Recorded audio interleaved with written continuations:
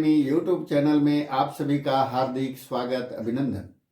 आज के इस कड़ी में हम सभी समाचार पत्र में श्रेष्ठता के गुण एवं शैलीगत विशेषताएं के बारे में जानने वाले हैं।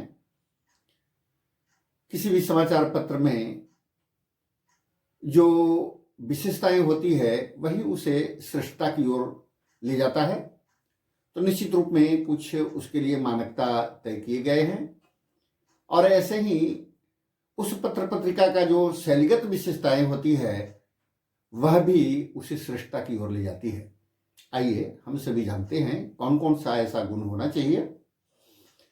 तो किसी भी समाचार पत्र के लिए परिशुद्धता यह आवश्यक है कि भाई उसे श्रेष्ठता की श्रेणी में ले जाने के लिए परिशुद्धता आवश्यक है। नवीनता, एक ही ढर्रे पर लिखते रहने से, समाचार देते रहने से पाठक उब जाते हैं, तो नवीनता उसमें आवश्यक होता है। सायिकता यह भी आवश्यक होता है। निकटता यह भी बहुत आवश्यक है। और किसी भी प्रमुख व्यक्ति से जुड़ा होना यह भी एक आवश्यक होता है। इस पेपर के साथ में किनका लगाव है, कौन जुड़े हुए हैं प्रमुख हस्ती के रूप में इस पत्रिका के साथ में, पेपर के साथ में।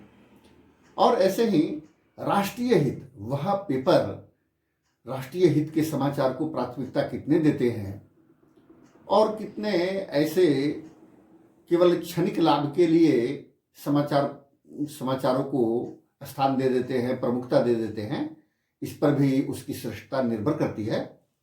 और लेखन की विधि, सबसे महत्वपूर्ण लेखन की विधि वह कैसी है। तो ऐसे यह लगभग 7-8 गुण होते हैं जिसके माध्यम से किसी भी समाचार पत्र को श्रेष्ठता की श्रेणी में ले जाता है।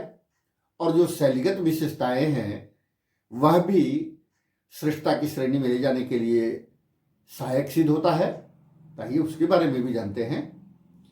तो वस्तुपरकता यह शैलीगत विशेषताएं में आवश्यक है। स्पष्टता, अगर स्पष्ट समाचार नहीं आया, भेग में अगर समाचार छायावाद में अगर छोड़ दिया गया, उसका भावार्थ अगर नहीं निकल पाया, तो पाठक को लगता है कि क्या कहना चाहते हैं, जैसे संपादकीय भी। तो भाव अगर स्पष्ट नहीं होता है तो पाठक को धीरे धीरे उनमें निरस्ता आने लगता है। संक्षिप्तता, अब किसी भी कहानी को अगर विस्तार पूर्वक लिखा जाए तो बहुत बड़ा कॉलम ले लेगा, बॉक्स ले लेगा। तो उसके लिए तो संक्षिप्त शब्द, माने एक शब्दों के, अनेक शब्दों के लिए जो एक शब्द होते हैं, वैसे संक्षिप्त उसको संक्षेपण कर करके अगर दिया जाता है, जिससे कि कम शब्दों में भी पूरी भावना को, भावार्थ को समझा जा सकता है, तो ऐसे संक्षिप्त और संतुलन, बैलेंसिंग को बनाना जरूरी होता है। और वह संतुलन अगर नहीं रहेगा तो धीरे धीरे पाठक कमते जाएंगे। तो इसलिए संतुलन भी बनाना जरूरी है।